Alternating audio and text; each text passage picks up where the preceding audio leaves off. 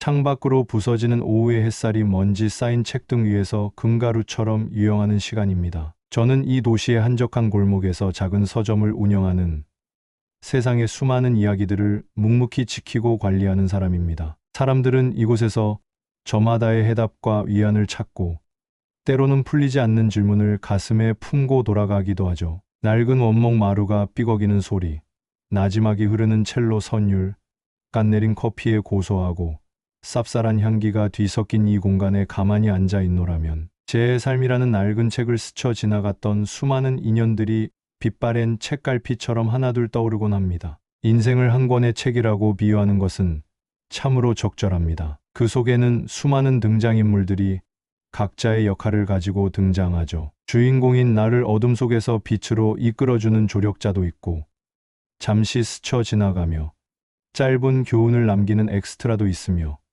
때로는 갈등을 유발하며 이야기를 다음 장으로 넘기게 하는 필연적인 악역도 존재합니다. 하지만 우리는 분명히 구분해야 합니다. 이야기의 성장을 위해 필요한 건강한 갈등과 내 인생이라는 책 자체를 좀먹고 훼손시켜 너덜너덜하게 만드는 해로운 독소는 다르다는 것을 말입니다. 저는 오늘 제 인생의 책장을 수없이 넘겨보고 때로는 찢어지는 아픔을 감내하며 특정 페이지들을 드러낸 후에야 깨닫게 된 사실에 대해 이야기하려 합니다. 바로 우리 인생이라는 소중한 정원에서 반드시 뿌리째 솎아내야 할 잡초 같은 사람들에 대한 이야기입니다. 이것은 그들을 향한 증오나 저주의 기록이 아닙니다. 오히려 나의 소중한 삶을 지키고 내면의 평화를 가꾸기 위해 어떤 유형의 사람들과 건강한 거리를 두어야 하는지에 대한 뒤늦은 성찰이자 고백인 셈이죠. 이제 제 기억의 서랍을 조심스럽게 열어 5가지 명언과 함께 그 아팠던 페이지들을 하나씩 복기해 보겠습니다. 첫 번째,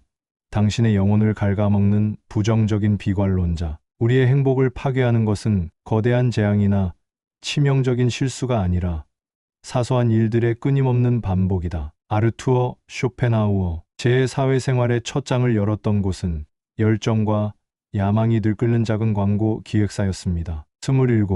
세상의 모든 문제를 해결할 수 있을 것 같은 근거 없는 자신감과 뜨거운 열정 하나로 무장했던 시절이었죠. 밤을 새워 시안을 만들고 번뜩이는 아이디어가 떠오르면 자다 말고 뛰쳐나와 메모하기를 반복했습니다. 그런 저의 활활 타오르는 불길에 꾸준히 차가운 물을 끼얹는 사람이 있었습니다. 바로 제 옆자리에 앉아있던 김 대리였습니다. 그의 입에는 해봤자 안 돼. 어차피 부장한테 까일 텐데 뭐하러 고생해. 세상이 그렇게 만만한 줄 알아? 같은 패배주의적인 말들이 자물쇠처럼 채워져 있었습니다. 제가 새로운 기획안을 들고 어린아이처럼 설레는 마음으로 그의 의견을 물으면 그는 서류를 제대로 쳐다보지도 않은 채 세상의 모든 시름을 짊어진 듯 깊은 한숨부터 내쉬는 것이 첫 반응이었습니다. 이 과장, 이거 너무 이상적인 이야기 아니야. 클라이언트가 이런 뜬구름 잡는 소리를 좋아하겠어? 예산은 생각해봤고 현실적으로 인력이 부족한 건 알고 있지.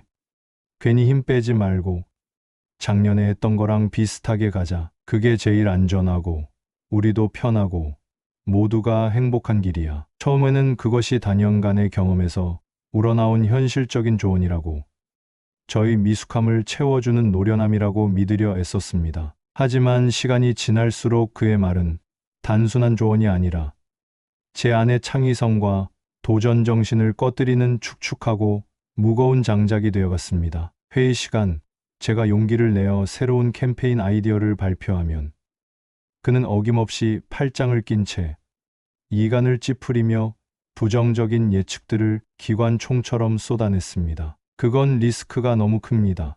현실적으로 실행 불가능한 부분이 명백합니다.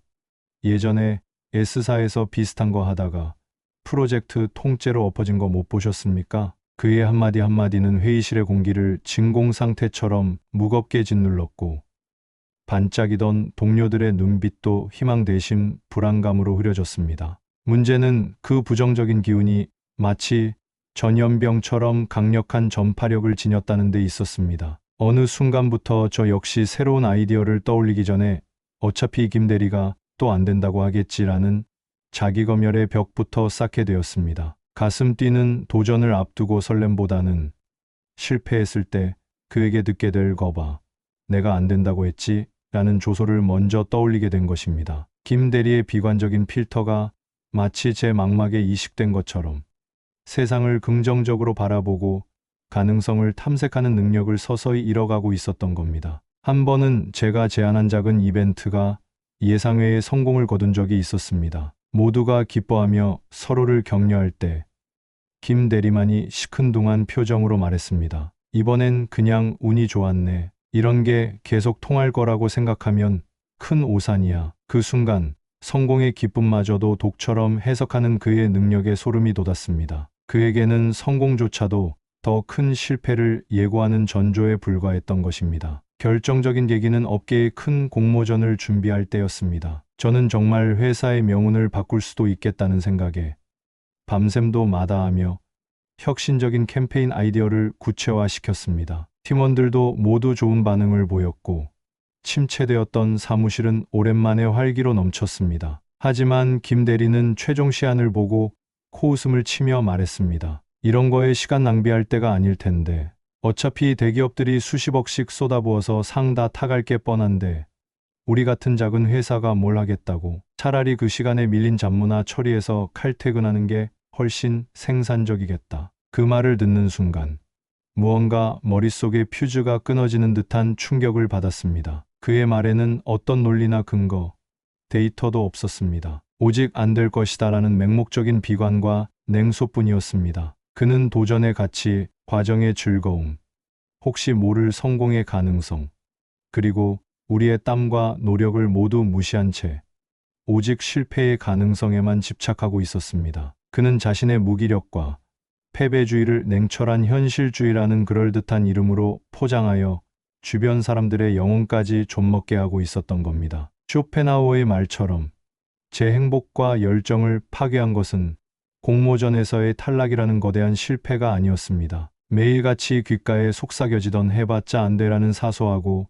부정적인 말들의 끊임없는 반복이었습니다. 그날 이후 저는 의식적으로 김 대리와의 거리를 두기 시작했습니다. 그의 부정적인 말에 반박하며 에너지를 쏟는 대신 좋은 의견 감사합니다. 그 부분도 참고해서 더 발전시켜 보겠습니다. 라고 짧게 답하고 제 할 일을 했습니다. 그의 비관론에 흔들리지 않기 위해 제 안의 작은 불씨를 두 손으로 감싸 보호하려 애썼습니다. 결과적으로 그 공모전에서 우리는 입상하지 못했습니다. 하지만 김 대리의 말처럼 그것은 결코 시간 낭비가 아니었습니다. 우리는 그 치열했던 과정을 통해 더 단단한 팀워크를 다졌고 새로운 아이디어를 구체화시키는 노하우를 얻었으며 무엇보다 해보지 않고 포기하는 비겁함을 이겨내는 귀중한 경험을 얻었습니다. 그리고 저는 뼈저리게 깨달았습니다. 내 인생의 소중한 에너지를 갉아먹는 부정적인 사람을 곁에 두는 것만큼 어리석고 파괴적인 일은 없다는 것을요. 그들은 나의 가능성을 좀먹는 독버섯과 같습니다. 비를 막아준다는 핑계로 나의 푸른 하늘을 온통 가려버리는 거대한 먹구름과도 같습니다. 혹시 당신의 세상이 온통 잿빛으로 보인다면 잿빛 안경을 쓴 사람 곁에 너무 오래 머물렀던 것은 아닌지 조용히 돌아보시길 바랍니다. 두 번째, 당신의 선의를 당연함으로 여기는 주기만 바라는 사람, 받기만 하고 주지 않는 사람은 결국 아무것도 가질 수 없게 된다. 탈무드. 대학 시절 저에게는 유독 마음이 쓰이는 친구 영민이가 있었습니다. 지방에서 올라와 넉넉지 않은 형편에 자취를 했고 얼굴에는 항상 생활고와 미래에 대한 불안의 그늘이 져 있었죠. 저는 그런 영민이를 돕고 싶다는 순수한 마음이 있었습니다. 함께 밥을 먹을 때면 지난번에 내가 샀잖아라는 거짓말을 하며 슬쩍 제가 먼저 계산을 했고 비싼 전공서적을 살 때는 나는 도서관에서 빌려볼 테니 너 먼저 봐라며 제 책을 건네주곤 했습니다. 영민이는 그때마다 정말 고맙다. 친구야. 나중에 내가 성공하면 꼭 다 갚을게 라며 진심으로 미안한 표정을 지었습니다. 저는 그저 친구로서 당연한 일을 한다고 생각했고 그의 그 말이 언젠가는 실현될 진심이라고 굳게 믿었습니다. 함께 떠난 여행에서 그가 지갑을 잃어버렸을 때도 저는 불평 한마디 없이 모든 경비를 부담하며 괜찮아.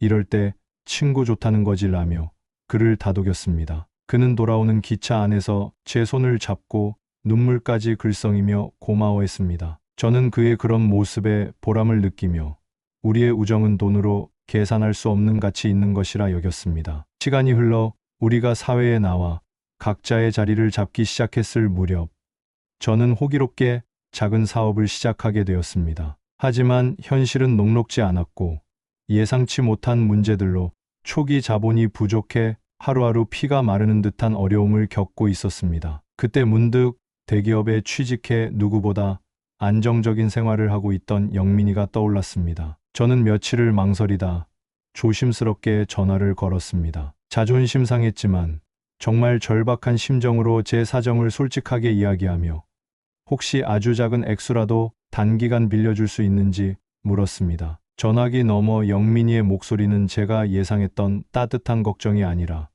당황한 기색이 역력했습니다. 아, 그래? 요즘 많이 힘든가 보네. 어떡하냐? 그런데 나도 요즘 결혼 준비해 부모님 대출금 갚아드리느라 수중에 여유가 하나도 없어서 말이야. 정말 미안하다. 친구야, 마음만 받을게. 그의 말은 지극히 정중했지만 어딘가 모르게 서둘러 선을 긋는 듯한 차가움이 느껴졌습니다. 저는 깊은 서운함이 밀려왔지만 오죽하면 그럴까. 그도 사정이 있겠지 싶어 애써 태연한 척 전화를 끊었습니다. 몇 달 후 저는 다른 친구의 SNS를 통해 충격적인 사진을 보게 되었습니다. 영민이가 번쩍이는 최신형 수입차 앞에서 환하게 웃고 있는 사진이었습니다. 사진 밑에는 나에게 주는 선물, 열심히 일한 자 달려라 라는 문구가 적혀 있었죠. 그 순간 서운함을 넘어선 깊은 배신감이 온몸을 휘감았습니다. 대학 시절 제가 그의 밥값을 내주던 수많은 날들, 제 책을 선뜻 내어주던 순간, 여행지에서 그의 경비를 모두 부담했던 기억들이 파노라마처럼 스쳐 지나갔습니다. 저는 그에게 대가를 바란 것이 아니었습니다. 다만 제가 인생에서 처음으로 겪는 큰 어려움 앞에서 그가 아주 작은 성이라도 하다못해 진심 어린 걱정 한마디라도 건네주기를 바랐을 뿐입니다. 그제야 저는 우리의 관계가 얼마나 기울어져 있었는지 깨달았습니다. 영민이는 애초에 받는 것에만 익숙한 사람이었고 그것을 당연한 권리처럼 여겼던 겁니다. 그는 제가 베푸는 호의를 자신의 어려운 처지에 대한 당연한 보상으로 생각했고 자신이 받은 것을 언젠가 돌려줘야 한다는 생각 자체를 하지 않았습니다. 우리의 관계는 서로 주고받으며 수평을 이루는 건강한 우정이 아니라 일방적으로 저희 선의와 시간과 감정이 흘러들어가는 비대칭적인 착취 관계였던 겁니다. 탈무드의 지혜처럼 받기만 하고 주지 않는 사람은 관계의 본질을 이해하지 못합니다. 인간관계는 끊임없이 물이 흐르고 순환해야 썩지 않는 강과 같습니다. 한쪽에서 물을 퍼가기만 하고 그만큼 채워넣지 않으면 강은 결국 바닥을 드러내며 말라버리고 맙니다. 이런 유형의 사람들은 타인의 시간, 감정, 노력을 자신의 필요를 채우기 위한 자원으로만 생각합니다. 그들은 도움이 필요할 때만 간절하게 당신을 찾고 자신의 목적이 달성되면 언제 그랬냐는 듯 냉정하게 뒤돌아섭니다. 이런 관계는 결국 당신의 영혼을 지치고 메마르게 만듭니다. 밑 빠진 독에 물을 붓는 것처럼 아무리 노력해도 채워지지 않는 공허함과 이용당했다는 깊은 상처만을 남기게 되죠. 그들을 미워할 필요는 없습니다. 그것이 그들이 세상을 살아가는 방식이고 어쩌면 그들 역시 그런 방식으로 상처받아왔을지도 모르니까요. 다만 우리는 알아차리고 단호해져야 합니다. 나의 선의가 제대로 된 가치를 인정받고 건강하게 순환될 수 있는 관계에 집중해야 한다는 것을요. 만약 당신의 주변에 끊임없이 무언가를 요구하면서도 당신의 어려움에는 철저히 무관심한 사람이 있다면 이제 그만 마음씨 좋은 호구의 역할을 멈추어야 합니다. 당신의 선의는 헐값이 아닙니다. 그것은 감사할 줄 아는 사람, 당신의 가치를 알아주는 사람에게 베풀어졌을 때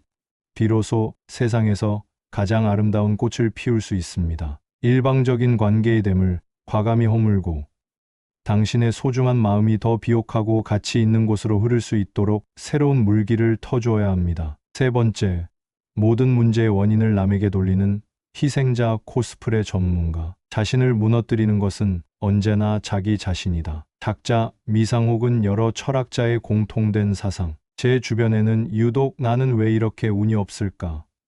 다 그 사람 때문이야. 세상이 나한테만 너무 가혹해라는 말을 입에 달고 사는 친구, 지혜가 있었습니다. 그녀의 세상에서 그녀는 언제나 억울한 희생자이자 비련의 주인공이었습니다. 시험에 떨어지면 출제 교수가 문제를 상식 밖으로 냈기 때문이었고, 회사에서 질책을 받으면 상사가 유독 자신만을 미워하며 편애하기 때문이었습니다. 연인과 헤어지게 되면 상대방이 100% 이기적이고 나쁜 사람이었기 때문이었습니다. 처음에는 그녀의 이야기에 진심으로 귀 기울여주고 함께 분노해주고 따뜻하게 위로해 주었습니다. 내 잘못이 아니야, 절대로. 어떻게 그런 사람이 다 있니?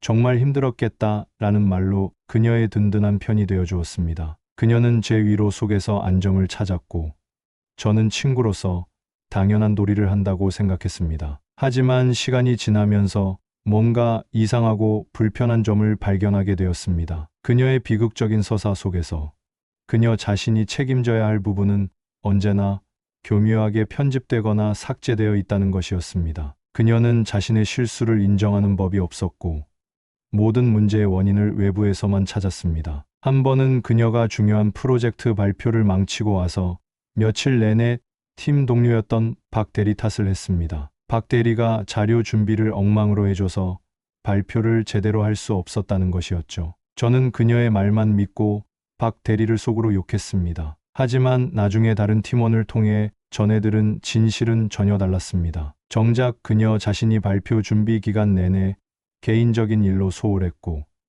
팀원들이 밤을 새워가며 보아준 자료조차 제대로 숙지하지 않은 채 발표에 임했다는 사실을 알게 되었습니다. 또 한 번은 그녀가 제게 빌려간 아끼는 만년필을 잃어버리고는 이렇게 말했습니다. 내가 그렇게 중요한 거면 애초에 빌려주지 말았어야지. 내가 빌려줘서 내가 잃어버리게 된 거잖아. 나도 속상해. 그 순간 저는 할 말을 잃었습니다. 그녀는 자신의 부주의를 사과하는 대신 만년필을 빌려준 저를 원인 제공자로 만들어 버렸습니다. 그녀는 언제나 피해자의 안전지대에 머물려고 했습니다. 왜냐하면 피해자의 자리는 아주 편안하고 매력적이기 때문입니다. 비난의 화살을 손쉽게 다른 사람에게 돌릴 수 있고, 자신의 부족함이나 실수를 고통스럽게 직면하지 않아도 되며, 주변 사람들로부터 무한한 동정과 위로를 쉽게 얻어낼 수 있습니다. 그들은 책임이라는 무거운 갑옷을 입는 대신 남 탓이라는 가볍고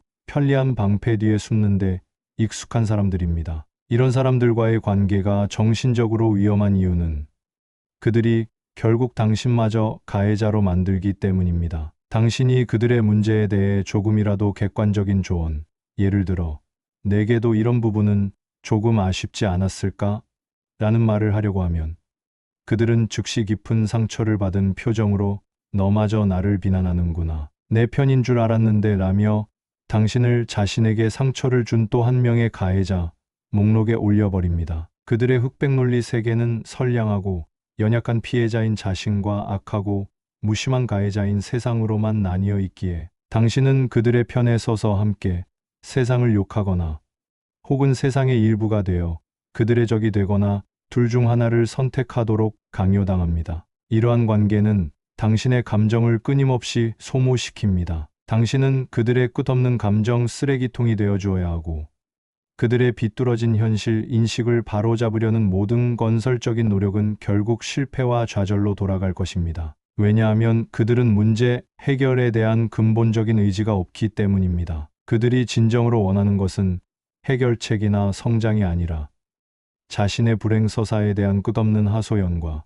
그에 대한 무조건적인 동조와 위로뿐입니다. 자신을 무너뜨리는 것은 언제나 자기 자신이라는 말처럼 한 사람의 인생을 궁극적으로 만드는 것은 외부의 환경이나 타인이 아니라 그 모든 것을 받아들이고 해석하며 행동하는 자기 자신의 태도와 선택입니다. 자신의 선택에 책임을 지고 실패의 잿더미 속에서 교훈을 찾아내며 한 걸음 앞으로 나아가는 사람만이 진정으로 성장할 수 있습니다. 만약 당신의 주변에 늘 자신을 세상에서 가장 불행한 피해자라 칭하며 남 탓과 세상 탓으로 일관하는 사람이 있다면 당신이 그를 위한 해결사나 구원자가 되어줄 수 있다는 착각에서 벗어나야 합니다. 당신의 건강한 에너지와 긍정적인 조언은 그들의 견고하고 왜곡된 피해자 서사 앞에서 무력하게 흡수될 뿐입니다. 그들이 스스로 자신의 삶에 대한 주도권을 되찾고 문제의 원인을 자기 안에서 찾기 시작하는 고통스러운 과정을 겪기 전까지는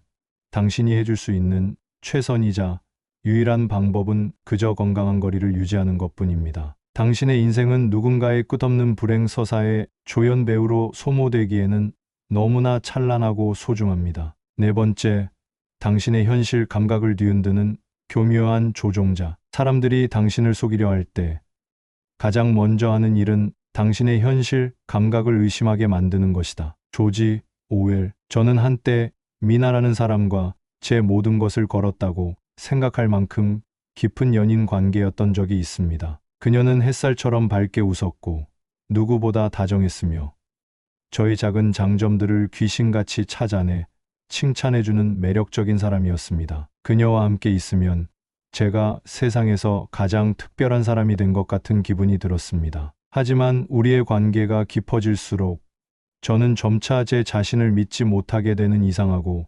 혼란스러운 경험을 하기 시작했습니다. 사소한 다툼이 있을 때면 그녀는 언제나 제가 기억하는 사실을 교묘하게 비틀어 저를 혼란에 빠뜨렸습니다. 내가 어제 분명히 주말에 부모님 댁에 가야 해서 못 만난다고 말했잖아 라고 하면 그녀는 눈을 동그랗게 뜨고는 세상에서 가장 억울하고 슬픈 표정으로 말했습니다. 내가 언제? 자기야. 요즘 너무 예민한 거 아니야?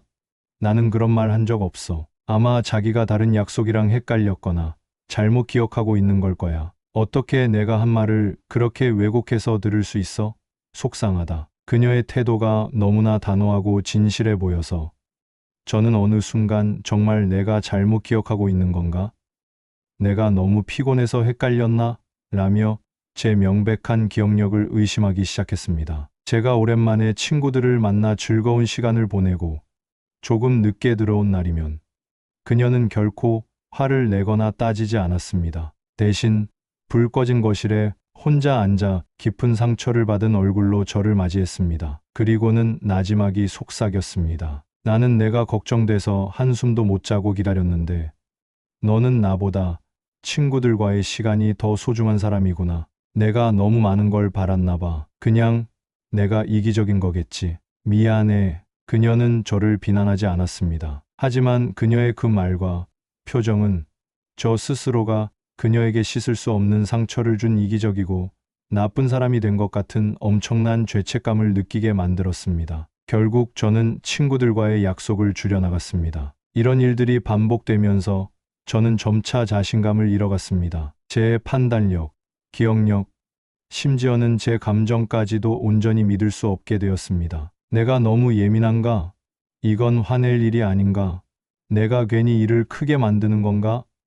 미나의 기분을 살피고 그녀의 표정을 해석하는 것이 제 모든 행동의 첫 번째 기준이 되었습니다. 그녀가 조금이라도 슬퍼하거나 실망할 기미가 보이면 저는 제 의견을 말하는 것조차 두려워졌습니다. 저는 점차 세상으로부터 고립되었고 제 우주의 중심에는 오직 그녀의 감정만이 존재하게 되었습니다. 이것이 바로 사랑이라는 이름으로 행해지는 가장 교묘하고 파괴적인 심리적 폭력, 가스라이팅이었습니다. 조지 오웰의 통찰처럼 심리적 조종자들은 상대방의 현실 감각을 교묘하게 무너뜨려 자신의 통제하에 두려고 합니다. 그들은 직접적으로 명령하거나 폭력적으로 비난하지 않습니다. 대신 사랑, 걱정, 실망, 상처와 같은 섬세한 감정들을 무기로 사용하여 상대방이 스스로를 끊임없이 의심하고 죄책감을 느끼고 결국에는 자신 없이는 아무것도 판단할 수 없는 무력한 존재로 만들어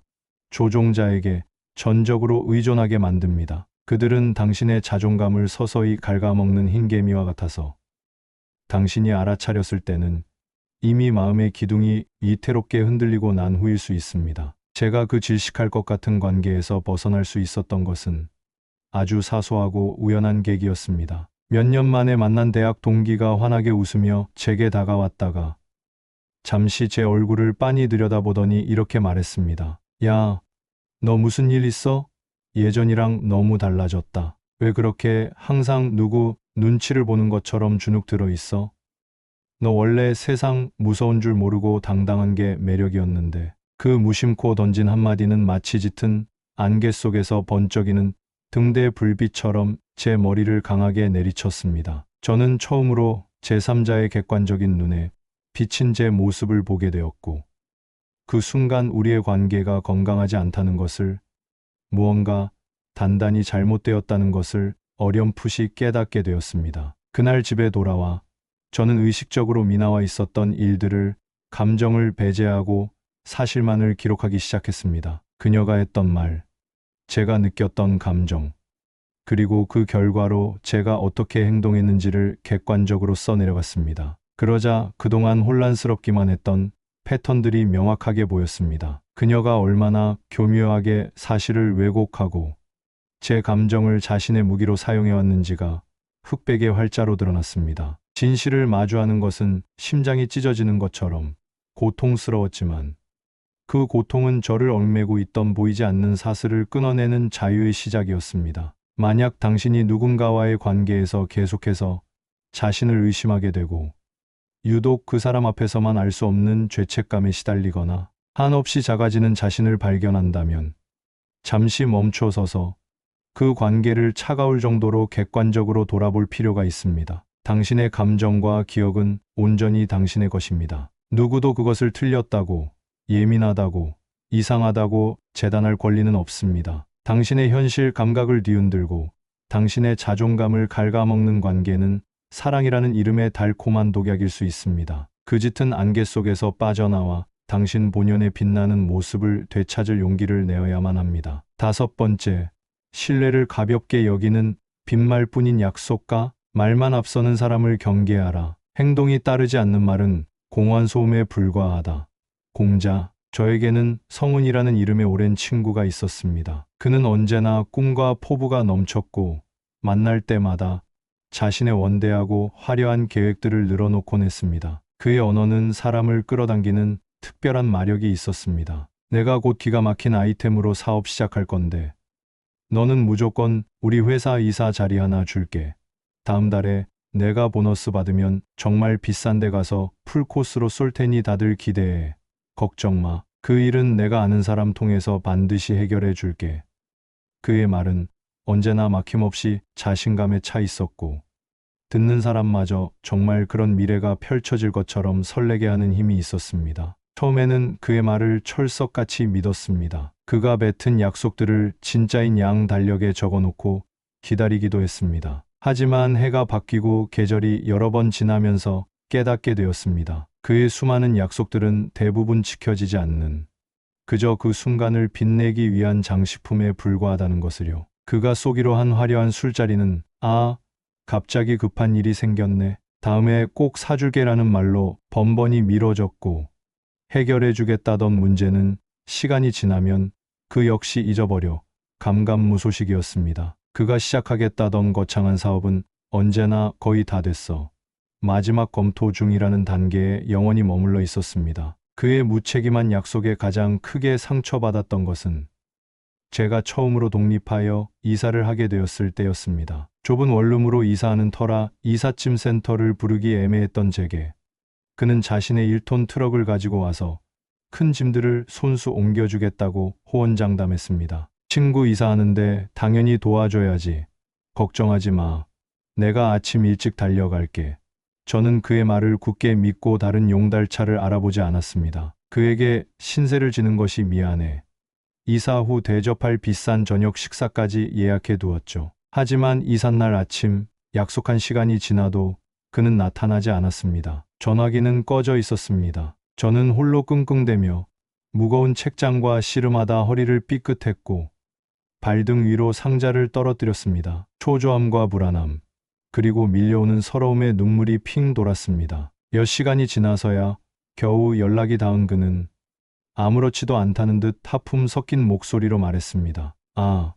미안. 어제 친구들이랑 술 마시다가 필름이 끊겨서 이제 일어났네. 어떡하냐? 짐 다 옮겼어? 그 순간 저는 단순히 이삿짐을 옮기는데 어려움을 겪은 것 이상의 깊고 차가운 실망감을 느꼈습니다. 그것은 바로 인간관계의 근간을 이루는 신뢰의 완전한 붕괴였습니다. 그에게 약속은 그저 순간의 호의를 보이거나 자신의 좋은 이미지를 구축하거나 혹은 곤란한 상황을 모면하기 위한 가볍고 편리한 도구에 불과했습니다. 그는 자신의 말이 상대방에게 어떤 구체적인 기대를 심어주고 그 약속이 아무렇지 않게 파기되었을 때 상대방이 어떤 실질적인 피해와 깊은 실망을 겪게 되는지에 대해 전혀 개의치 않았습니다. 공자의 가르침처럼 행동이 따르지 않는 말은 그저 공허한 소음에 불과합니다. 이런 유형의 사람들은 화려한 말로 관계의 성을 쌓으려고 하지만 실상은 책임감 없는 행동의 부재로 그 성의 기반을 스스로 무너뜨립니다. 그들은 책임감 없는 말들로 순간의 신뢰와 호감을 얻지만 반복되는 실망을 통해 결국에는 그 어떤 진심을 말해도 더 이상 믿을 수 없는 양치기 소년으로 낙인 찍히게 됩니다. 신뢰는 인간관계라는 건물을 지탱하는 가장 중요한 철근과도 같습니다. 그것은 하룻밤에 거푸집을 세워 만들 수 있는 것이 아니라 내일 늦지 않게 갈게 같은 사소한 약속들이 하나하나 지켜지는 과정 속에서 오랜 시간에 걸쳐 촘촘하고 단단하게 만들어지는 것입니다. 말만 앞서는 사람과의 관계는 마치 모래 위에 화려한 집을 짓는 것과 같습니다. 겉보기에는 그럴듯하고 매력적으로 보이지만 작은 의심의 파도에도 사소한 시련의 비바람에도 속절없이 무너져 내리고 맙니다. 이런 사람들에게 더 이상 실망하고 상처받지 않기 위한 유일한 방법은 그들의 말을 믿고 기대하는 습관 자체를 버리는 것입니다. 그들의 화려한 언변과 미래의 청사진에 현혹되지 말고 그가 지금까지 당신에게 보여준 구체적인 행동의 총합으로 그를 판단해야 합니다. 이번에는 진짜야 라는 말을 믿기보다는 그가 지난번 그리고 지지난번 약속을 어떻게 지켰는지 혹은 어겼는지를 냉정하게 떠올려야 합니다. 신뢰를 가볍게 여기는 사람과는 인생의 중요한 길을 함께 걸어갈 수 없습니다. 중요한 일을 함께 도모할 수도 없고 내 인생의 가장 어두운 순간에 등을 기댈 수도 없습니다. 그들은 당신의 인생의 희망 고문과 예측 불가능한 실망만을 안겨줄 뿐입니다. 당신의 소중한 시간과 감정은 지켜지지 않을 공허한 약속을 하염없이 기다리는데 낭비하기에는 너무나 소중합니다. 묵묵히 자신의 말을 행동으로 증명하는 사람, 작은 약속의 무게를 아는 진중한 사람에게 당신의 귀한 신뢰를 투자하십시오. 마무리하며 어느덧 해가 완전히 저물고 서점 안으로 깊고 고요한 어스름이 내려앉았습니다. 제 기억의 서랍을 열어 5 종류의 사람들을 꺼내어 보았네요. 부정적인 비관론자, 이기적인 수혜자, 책임감 없는 희생자, 교묘한 조종자, 그리고 공허한 약속가까지. 이들의 얼굴을 하나씩 떠올리는 것은 여전히 마음 한구석이 아려오는 일입니다. 어쩌면 이들은 우리 주변에 늘 존재하는 혹은 우리 자신의 모습 속에 조금씩은 다 존재하는 피할 수 없는 그림자인지도 모릅니다. 제가 오늘 이 긴 이야기를 꺼내놓은 것은 이들을 무조건적으로 배척하고 미워하자는 뜻이 아닙니다. 오히려 이들의 해로운 영향력으로부터 내 인생의 주도권을, 내 마음의 평화를 지켜내는 것이 얼마나 중요한지에 대해 말하고 싶었기 때문입니다. 내 마음의 정원을 건강하고 풍요롭게 가꾸기 위해 어떤 것이 나에게 영양분을 주는 아름다운 꽃이고 어떤 것이 나의 양분을 빼앗고 다른 식물까지 병들게 하는 잡초인지를 분별하는 지혜를 갖는 것. 그것이 어른이 되어가는 과정일지도 모릅니다. 인생에서 좋은 사람을 만나는 것은 하늘이 주는 커다란 행운입니다. 하지만 그 행운만큼이나 어쩌면 그보다 더 중요한 것은 나에게 해로운 사람을 알아보고 그 관계를 정리할 줄 아는 용기입니다. 우리는 종종 정 때문에 혹은 오랜 세월 때문에 또는 그 관계를 끊어냈을 때 돌아올 비난이 두려워 해로운 관계를 질질 끌고 가곤 합니다. 하지만 썩은 가지를 쳐내지 않으면 나무 전체가 병들듯 때로는 단호한 단절이 새로운 관계를 맺는 것보다 내 인생에 훨씬 더 큰 성장과 풍요를 가져다 주기도 합니다. 관계를 끊어낸 자리에 남는 것은 처음에는 허전함과 공허함일 수 있습니다. 하지만 그것은 더럽고 복잡한 것들이 사라진 깨끗한 공허입니다. 그리고 머지않아 그 건강한 빈자리에는 당신을 존중하고 당신의 가치를 알아봐 주며 당신과 함께 성장하기를 원하는 새로운 인연들이 놀랍도록 자연스럽게 찾아와 뿌리를 내릴 것입니다. 이제 서서히 서점의 문을 닫을 시간입니다.